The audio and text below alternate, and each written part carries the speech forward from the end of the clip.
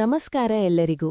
ಬೇಸಿಗೆ ಬಂದಾಕ್ಷಣ ನಮಗೇನ್ ಬೇಕು? ತಂಪಾದ ಪದಾರ್ಥಗಳು, ಲೈಟ್ ಊಟ, ಜಾಸ್ತಿ ನೀರು ಅಲ್ವಾ? ಆದ್ರೆ ಹಲವರೇನ್ ಮಾಡ್ತಾರೆ ಗೊತ್ತಾ? ಬೆಳಗ್ಗೆ, ಮಧ್ಯಾಹ್ನ, ರಾತ್ರಿ 3 ಹೊತ್ತು ಚಪಾತಿ ಚಪಾತಿ ಚಪಾತಿ. ಚಪಾತಿ ಲೈಟ್ ಊಟ ಅಂತ ಯೋಚಿಸ್ತೀರಾ? ಹೌದು.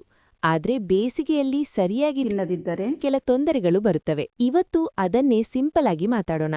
ದೇಹದಲ್ಲಿ ಜಾಸ್ತಿ ಹೀಟ್ ಆಗೋದು. ಬೇಸಿಗೆಯಲ್ಲಿ ಈಗಾಗಲೇ ದೇಹ ಬಿಸಿಯಾಗಿರುತ್ತದೆ. ಚಪಾತಿಯವಲ್ಲಿ ಹೀಟಿನ ಸ್ವಭಾವ ಸ್ವಲ್ಪ ಜಾಸ್ತಿ ಇರುತ್ತದೆ. ಜಾಸ್ತಿ ಚಪಾತಿ ಮತ್ತು ಕಡಿಮೆ ನೀರು ಕುಡಿಯುವುದರಿಂದ ದೇಹದಲ್ಲಿ ಹೀಟ್ ಹೆಚ್ಚಾಗಬಹುದು. ಅದರಿಂದ ಏನಾಗುತ್ತೆ? ಬಾಯೊಳಗೆ ಗುಳ್ಳೆಗಳು, ಅಸಿಡಿಟಿ, ತಲೆಭಾರ, ಕಿರಿಕಿರಿ, ಜೀರ್ಣಕ್ರಿಯೆ ಸ್ಲೋ ಆಗುವುದು. ಬೇಸಿಗೆಯಲ್ಲಿ ಹಸಿವು ಕಡಿಮೆಯಾಗುತ್ತದೆ. ದೇಹ ಶಕ್ತಿ ಉಳಿಸಿಕೊಳ್ಳಲು ಸ್ಲೋ ಮೋಡ್ಗೆ ಹೋಗುತ್ತದೆ. ಆಗ ಹೆವಿ ಅಥವಾ ಡ್ರೈ ಊಟ ತಿಂದ್ರೆ ಹೊಟ್ಟೆ ತುಂಬಿದ ಫೀಲಿಂಗ್, ಉಬ್ಬರ, ಗ್ಯಾಸು, ಅಜೀರ್ಣ.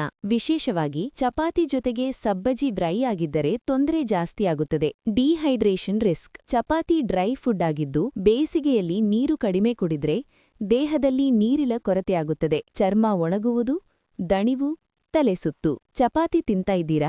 ನೀರು ಅಥವಾ ಮಜ್ಜಿಗೆ ಅಥವಾ ಲಸ್ಸಿ ಕಡ್ಡಾಯ ತಗೊಳ್ಳಿ. ಕೆಲವರಿಗೆ ಬೇಸಿಗೆಯಲ್ಲಿ ಉರಿ, ಎದೆ ಸುಡುವುದು, ಅಸಿಡಿಟಿ. ಚಪಾತಿ ಮತ್ತು ಖಾರ ಸಬ್ಬಜಿ ಜೊತೆಗೆ ಕಡಿಮೆ ನೀರು ಕುಡಿಯುವುದರಿಂದ ಹಾರ್ಟ್ ಬರ್ನ್ ಹೆಚ್ಚಾಗುತ್ತದೆ. ರಾತ್ರಿ ಬೇಸಿಗೆಯಲ್ಲಿ ಜೀರ್ಣಕ್ರಿಯೆ ಇನ್ನೂ ಸ್ಲೋ. ಜಾಸ್ತಿ ಚಪಾತಿ ತಿಂದ್ರೆ ಹೊಟ್ಟೆಭಾರ, ನಿದ್ರೆ ತೊಂದರೆ, ಬೆಳಗ್ಗೆ ಹೆವಿನೆಸ್. ಹಾಗಾದ್ರೆ ಚಪಾತಿ ತಿನ್ನಬಾರದೆ?